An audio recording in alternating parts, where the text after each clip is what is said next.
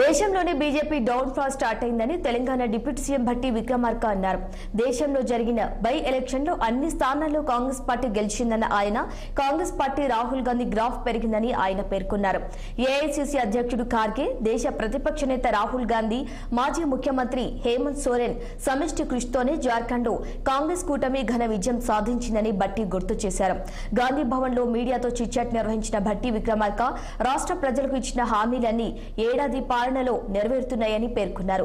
రైతు భరోసా విధి విధానాలపై కసరత్తు జరుగుతుందని ఆయన పేర్కొన్నారు. 15 రోజుల్లో 18,000 కోట్ల రూపాయలు రుణమాఫీ చేసిన రాష్ట్రం ఏదీ లేదని వెల్లడించారు. గత 10 ఏళ్లలో రేషన్ కార్డులు ఇవ్వకుండా ఇంట్లో పడుకొని కాంగ్రెస్ ప్రభుత్వంపై ఆరోపణలు చేయడం సరికాదని గులాబీ పార్టీ నేతలపై భట్టి విక్రమార్క ధ్వజమెత్తారు.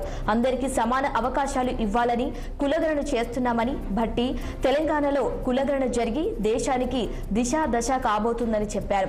ముఖ్యమంత్రి ప్రభుత్వంపై కేటీఆర్ అడ్డగోలుగా మాట్లాడుతోందని, బీఆర్ఎస్ నేతల మాదిరిగా తాము గడీల పాడు చేయట్లేదని ఆయన విమర్శించారు. అయితే రాష్ట్రంలో తాము ఉద్యోగ నియామకాలు చేస్తుంటే విపక్షాలు అడ్డుపడుతున్నాయని బీఆర్ఎస్ నేతలను ఉద్దేశించి మండిపడ్డారు. ఇక దావోస్ లో చేసుకున్న ఎంఓయూలు ఫైనల్ కాదని అంటూనే మాగునూరులో ఫుడ్ పాయిజన్ జరగడం బాధాకరమన్నారు.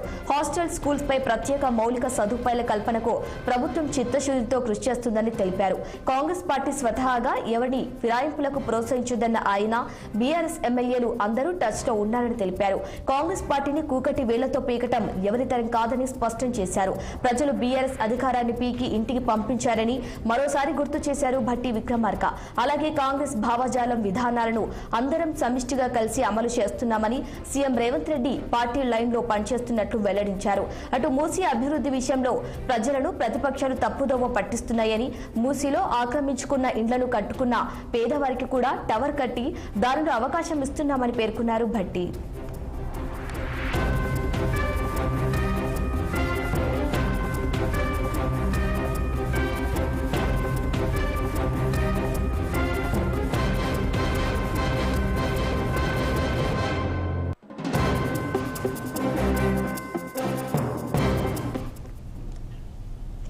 యాదాద్రి భువనగిరి జిల్లా సంస్థాన్ నారాయణపూర్ మండలం